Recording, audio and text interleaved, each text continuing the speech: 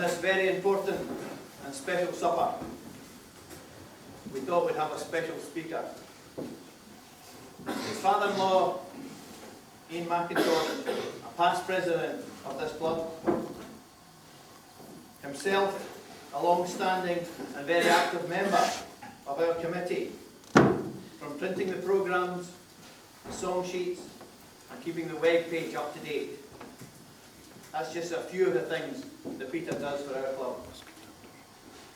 I've introduced him before in various disguises, but tonight he comes as himself for a small part of the night.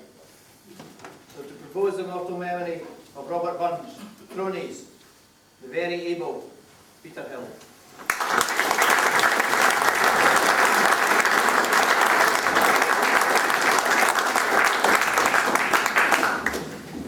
Gentlemen, cronies, President Alec, it's indeed an honour to stand here tonight before you on this 250th homecoming year, as it's known, of the great bard Robert Burns. And in fact, this is mine, along with Peter Scott's and Jamie Dawson's 25th consecutive supper, apart from one that I can recall.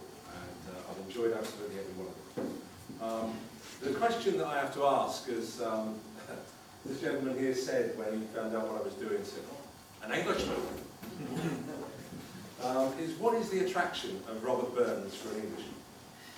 Somebody, for me, as an Englishman with no experience of the language, no experience of the haggis, and certainly no experience of the whiskey. To get involved with somebody like Robert Burns, to learn to love and appreciate the whole phenomenon that is Robert Burns, who, after all, parted company with this earth 250 years ago. And the question is, where did that immortality come from? And that's what I want to talk to you about tonight. The word immortal is the one that I want to look at, and it actually comes from the Latin mors, or mortificare, which means to kill. The im actually comes from the French meaning un, as in undo, so it's unkill. That's where it comes from.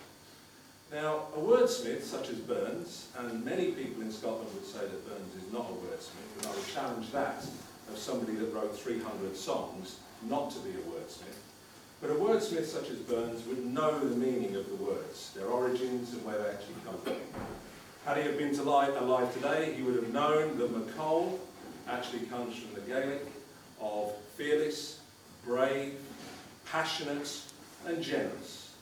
And Alec from the ancient Scots of not very.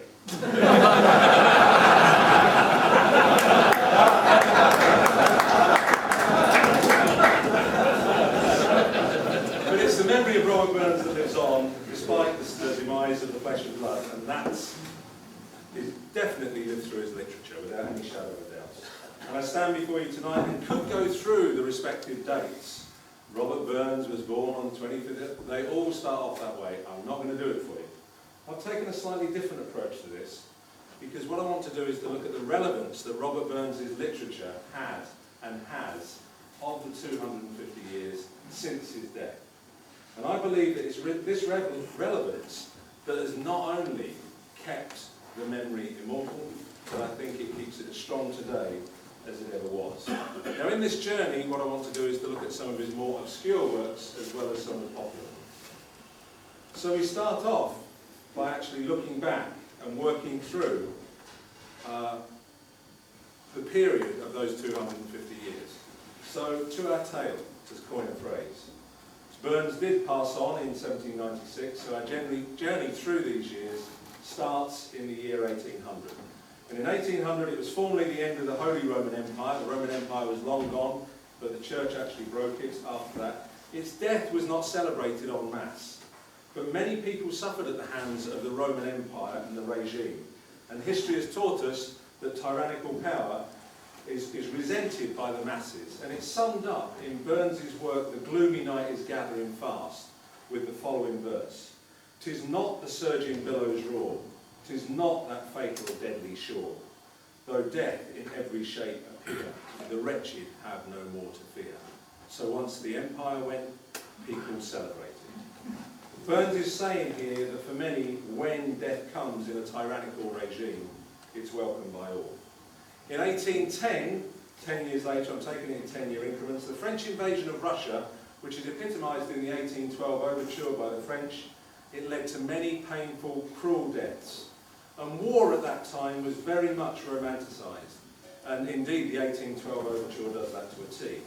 Burns was just as subtle in some of his works. In the Jolly Beggars, a cantata, he wrote, "I am a son of Mars, who have been in many wars, and show my cuts and scars where'er I come. This here is for a wench," you see the women get in there somewhere, "the other in a trench, when welcoming the French at the sound of the drum." So even the romance was in his poetry around war. And that still carries through today. In the 1820s, in South America, Argentina and Brazil were at war. And in 1829 to 51, which is a hell of a length for this, the 21-year war was the biggest single cause of death in the South American continent. And when folk go to war, there are always those left behind, as indeed we still know today in Iraq and Afghanistan. And Burns touched on this in the Silver Tassie. The trumpets sound, the banners fly, the glittering spears are ranked and ready. The shouts of war are heard afar, the battle closes, deep and bloody. It's not the roar of sea or shore would make me languor wish to tarry, nor shouts of war that we hear afar, but leading thee, my bonny Mary. And that's exactly it. Words that are so relevant today, with up until yesterday 175 members of the armed forces in Britain having been killed in Afghanistan. It is the ones who left behind that have to mourn. Those words have passed through the centuries. In the 1830s, the Church of the Latter-day Saints, better known to you or I as the Mormons, was founded. Burns had many thoughts on the church, as well you know. And the fact that another church was probably needed as much as another tax, some things don't really change. But many would agree that on a mortal level, religion has probably caused more deaths than all of the other wars put together. However, on a spiritual level, there is something that actually attracts us to it. And this is referred to in the Cotter's Saturday Night, when Burns penned, "Compared with this, how poor religion's pride." So you can just imagine the family gathered around the fireplace, and the comfort and the cosy and the couthiness of it. You never get that in a church, is what he was saying. "In all the pomp and method of art, where men display to congregations wide, devotion's every grace, except the heart." And that's the point with Burns, is that it doesn't matter where you look in history, you will actually find words of relevance. In the 1840s in America, the Californian gold rush occurred, but was there happiness in them thar hills? In the Braw Lads of Gala Water, Burns wrote, "It never was wealth, it never was wealth, that coughed contentment, peace and pleasure, that bands and bliss owe mutual love, well that's the chiefest of the world's treasure." And it's saying it doesn't matter how much you've got, if you've got love and company, that's where the pleasure of life comes. Appropriately so, February the 12th, this coming week, is the anniversary of Charles Darwin, who wrote about the origins of species. And knowing where man came from was a revelation in his time. But Burns actually was more interested in why we were here. And in Man Was Made to Mourn, he wrote, "But see him on the edge of life, with cares and sorrows worn. Then age and want, oh ill-matched pair, true man was made to mourn." So Darwin might have found out, how we got here, but there's no doubt that Burns knew what we were doing here and how much time we spent doing it. And interestingly enough, if we move to the 1860s, Burns, who was no stranger to grafting, from either ploughing the fields down in Ayrshire or selling his work in Edinburgh and Kilmarnock, it was all testament to this. But he would have appreciated the toil when in the 1860s, specifically in 1869, the Suez Canal opened. Now, the Suez Canal was the next biggest loss of life in the South American continent. 320 people a month died digging that trench to get through from the Atlantic to the Pacific. 22,000 people died in total, many of it from malaria. It's interestingly enough then that when we look at Burns' work, in Epistle to David, a brother poet, he writes, "Think ye that sick is you and I, what drudge and drive, wet and dry. We're ne'er ceasing toil, think ye are less we blessed than they. What scarcely tempt us in their way is hardly worth their while. And men were being burnt in actually building that canal that nobody really cared about. And the same thing is represented here in Burns's work, some 100 years earlier. In 1870, the first telephone ever was used. And I often wonder, thinking about this is one that's really kind of relevant, I suppose, for today, what a difference this would have made had it been around 80 years earlier when Tam O'Shanter was on the trot. When Chapman Billies leave the street and droopy neighbours meet, and market days are wearing late, and we sit boozing and happy, and getting foo and unca happy. We think of long Scots males, the mosses, waters, slaps and styles, where there lies between us and our heme, our sulky, sullen, dump, dick beam. And that's the point. How many of us actually now phone home to say whether we're going to be late, or say, sod it, the hell with it, the rat's waiting anyway, so we're just going to... It's still the same today. It's a legacy that each of us have to deal with. Tragedy was never actually far from Burns's work, and in the 1880s, in particular in 1888, Jack the Ripper murdered 6 women in London and put fear into thousands of women. And in Prayer, O Thou Dread Power, Burns penned the words, she who her lovely offspring eyes with tender hopes and fears. O blessed were their mother's joys that spare a mother's tears.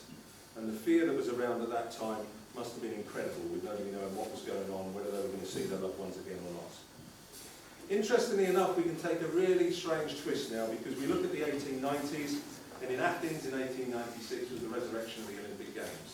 And you would have to think, what the hell did Burns say about that? Well, a word on athletics, when we turn to look at what the man had to say. In his epistle to James Smith, he writes, with steady aim some fortune chase, keep hope and every sinew brace. Though through fair, through foul, they urge the race, and they seize the prey. Then canny in some cosy place, they seize the day. Winning the race in the mind rather than on the track. And that's exactly what's going on there.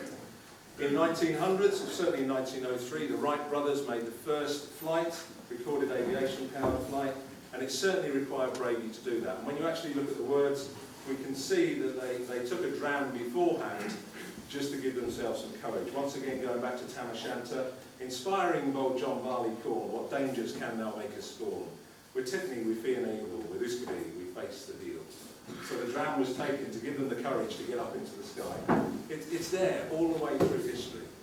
1910 was a tragic year, certainly in terms of the relevance of what happened, not so much 1910, but that decade. And in 1912, the White Star liner, the SS Titanic, actually sank just in the North Atlantic. And we know now that fate played an amazing score on that day.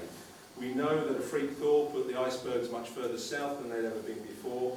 And we know that the binoculars were not in the nest, and had they been, that might have made a difference. And we know that the international distress signal was actually changed, and not many people recognised it. So it played a big hand. The poet's words for this occasion, in the epistle to James Smith, the star, the white star, the star that rules my luckless lot, has fated me the russet coat, and damned my fortune to the groat, but in requies, has blessed me with a random shot, O country wit. And there was lots of country wit, if you can call it that kept people going in those hours on that dark night in 1912, and how it worked through. The 1920s is interesting, because in the 1920s we actually saw the rise of the whisky industry on the west coast of Scotland due to prohibition in America, and an increase in drink saw an increase in the drinking songs. And this is one that I want to kind of break tradition with, I suppose, for two reasons tonight. I'm going to break tradition. This is going to be the first one, because I think it would be worth actually recalling one of Burns's classic drinking songs. So, with your permission, what I'd like to do is to give you my rendition, hopefully not murdering, but of Willie Brewed a Peck of Malt. Or something like that. Oh, Willie brewed a peck of malt, and Rob and Alan came to see. 3 blather hearts that Langley night, you wouldn't have found in Christendie. Oh, we are no fool, we're no that fool. They're just a drappy for a ree. The cock may crow, the day may daw, and I will taste the barley brie. Oh, Here are we met, 3 merry boys. 3 merry boys times I trow are we, and mony a nights we've merry been, and mony may we hope to be. We are nae fou. I get through this in a minute. We're no that fool, but just a drappy Ferrari. The cock may crow, the day may daw, and I will taste the barley brie. It is the moon, I cannot hold, think it blinking left sae he. She shines sae bright while us hame, by sooth we'll wait a wee. Oh, we are nae fou. I'm going to kill the script right. We're nae that fou, but just a drappy Ferrari. The cock may crow, the day may daw, and I will taste the barley brie. Now,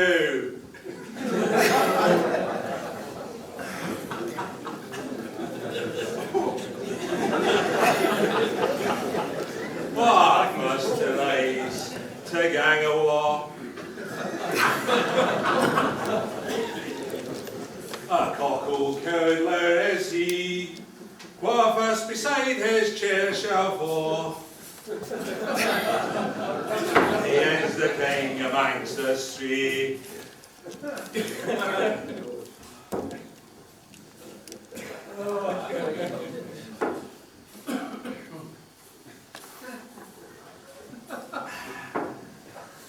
We are nae fou, we're nae shite. We are fou. Sort that.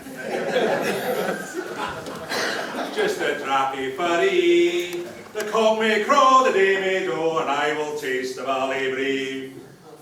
Thank you.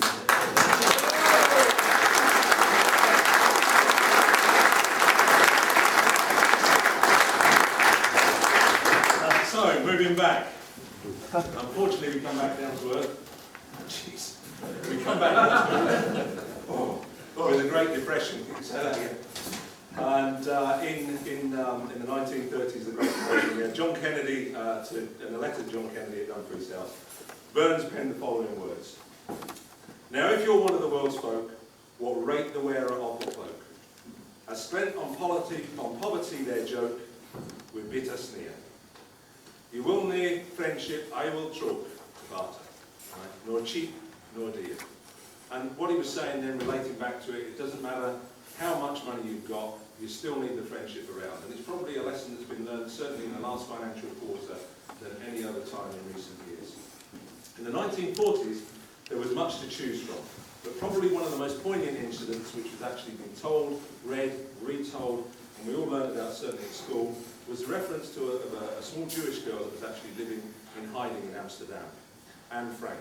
What link then there could be made to Robert Burns, who wrote some 180 years earlier?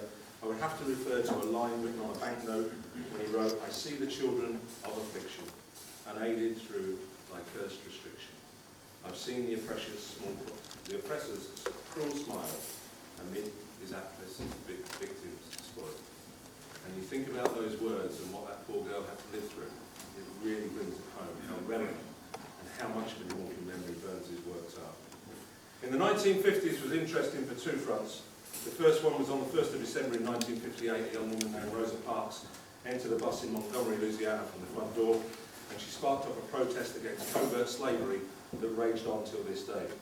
Parks refused to give up her seat. James Blake actually called the police. She was duly arrested, and the rest is history, as they say. Burns had quite a bit to say about slavery, as most of us know, in terms of Scott's Way Hay, which we've heard. Now's the day, now's the hour, see the front, O battle hour. See approach proud Edward's power, chains and slavery. And what he was saying there was that Edward only had chains and slavery to hold the English together. And that's something that the Scots, with the well-worked words of freedom, etc., had more than that. And they always had more than that. And Burns firmly believed that. 1958 also brought around something else, and this is my second deviation from a traditional approach to an immortal memory, because in 1958, in November, the birth of one Denzil Penberthy actually came around, and given the nature of Denzil's antics, which most of you are probably familiar with, what I would like to do is to take a slight deviation and actually actually putting you off to bed. So once again, with your permission, we'll have a bit. Good evening, I'm bloody lucky to get here. I was? No, seriously, I'm bloody lucky to get here because the rat block has been closed off because the police, the police have actually found a car with a suspicious item in it, but it turned out to be a taxi. But I do like these educational evenings, I think I've said to you before, and as I'm looking forward tonight to hearing the difference between theory and reality, because I'm not entirely satisfied that Denzel actually gave the right answer when his son asked him. He said to him, he said, well, if you want to know the difference between theory and reality, you go and ask your mother if she will sleep with George Clooney for £500. Well, off he goes, and his son comes back, he said, Christ, she will. Yeah. So he said, well, you go and ask your sister if she'll sleep with Brad Pitt for £500. So he comes, Christ, Dad, he said, she will too. He said, well, he said, that's the difference, you see, between theory and reality. Because in theory, we're sitting on a fortune. But the reality is that we're living with a couple of slappers.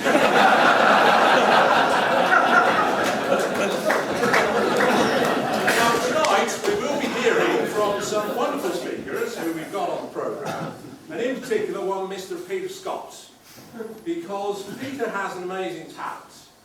Now, Peter can actually blow smoke out of his asshole. No, he can blow smoke out of his asshole. Now, I haven't seen him do it, but his wife tells me she's seen the nicotine stains on his own.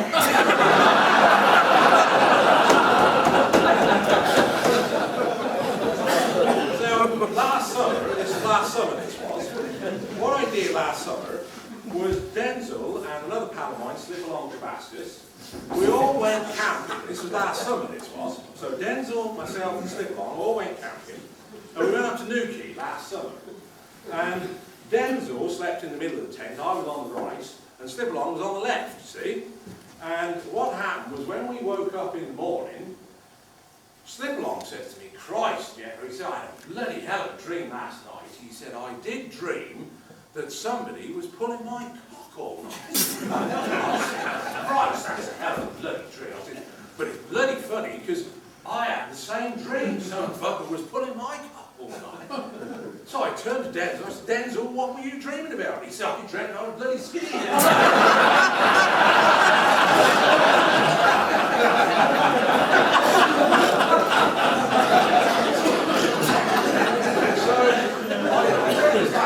Denzel getting on my bloody wick with it, because he never really pulls away, he never does anything like. He's a lazy bastard, he is.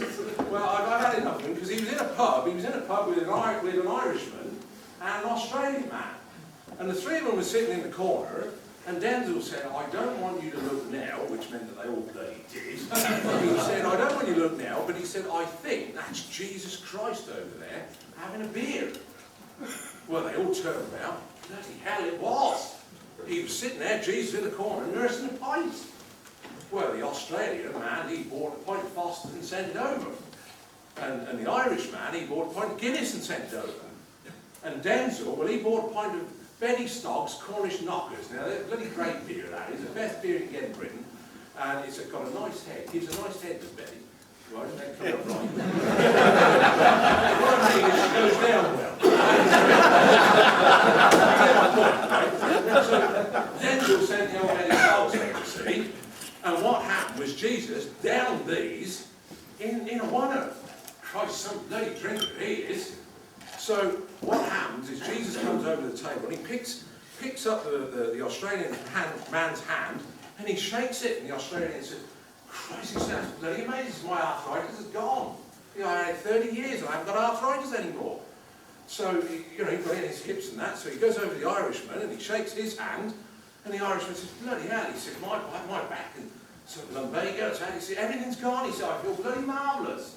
Then he turned to Denzel, he said, now you bastard, Denzel said to him, bloody back off, because I'm on disability benefits.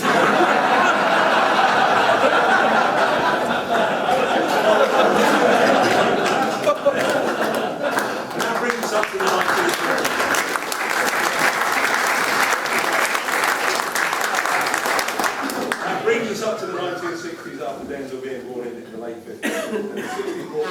mentioned, in 1968, an untimely death brought about to Martin Luther King. And on the subject of untimely death, one has to quote Haile Mary, "But oh, fell death's untimely frost, that nips my flower say early, that now green's the sod and cold's the clay that wraps my Highland Mary." So once again, those poignant words travelling through time. Sharply enough, in the 1970s, a politician whose star was on the rise was one Margaret Thatcher, and in the letter to Robert Graham, Esquire of Fintry, some 200 years earlier, Burns penned the words, "Even silly women has her warlike arts, her tongue and eyes, her dreaded spear and darts." And I wonder how many of those got thrown across the House of Commons. Uncanny there, those words has such immortality. Some of the ones in putting this together now brings some sort of recent memories to me. 1980 was the year that the Exxon Valdez sank off the northern straits of Canada, and its cargo of crude spilt over the ocean, creating environmental disaster unseen since the Torrey Canyon in '67. In The Ruined Farmer, Burns writes, "The sun he is sunk in the west, all creatures retired to rest, while here I sit, all sore beset with sorrow, grief and woe, and it's all fickle and fortune oh." And it's there but by the grace of God. I think that's good. What can we remember about the turn of the century? And it's interesting now, I remember from a work point of view, a thing called the Millennium Bug, Y2K. All of us were in the business world were actually panicking about that. The year we thought everything was going to crash at midnight on the 31st of December 1999. If only we knew what the future told us. Millions, tens of millions were spent on trying to correct what might never ever happen.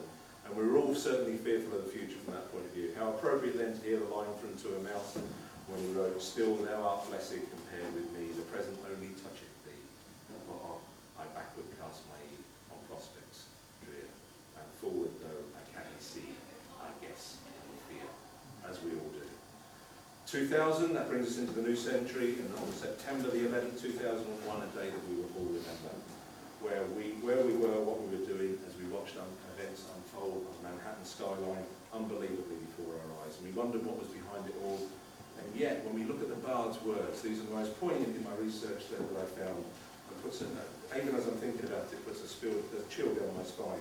Surprise, surprise, when we read the Thanksgiving for a national victory.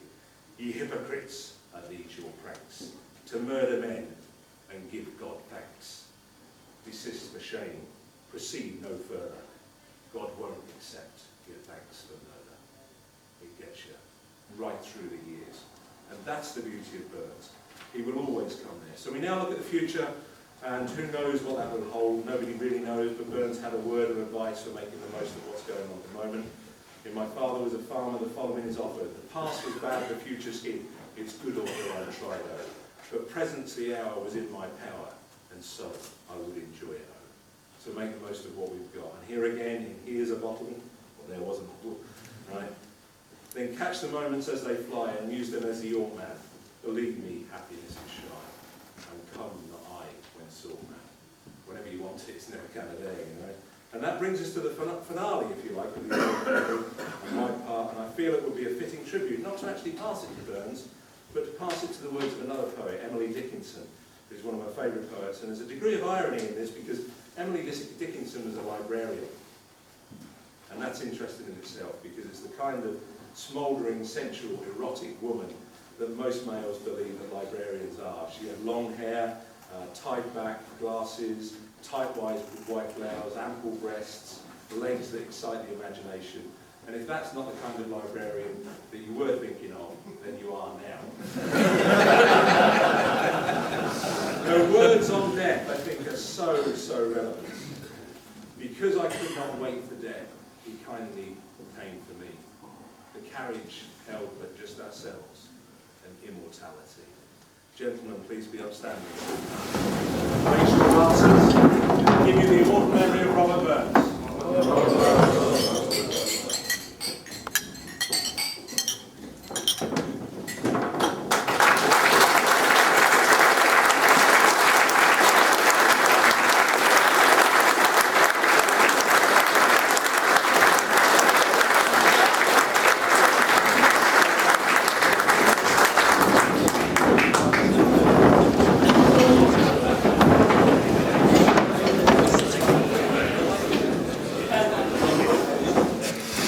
When I stood up earlier on tonight, And I said this was a special Burns Supper, and we're going to try and make it memorable for you. I think Peter has started off the night very well. Thank you.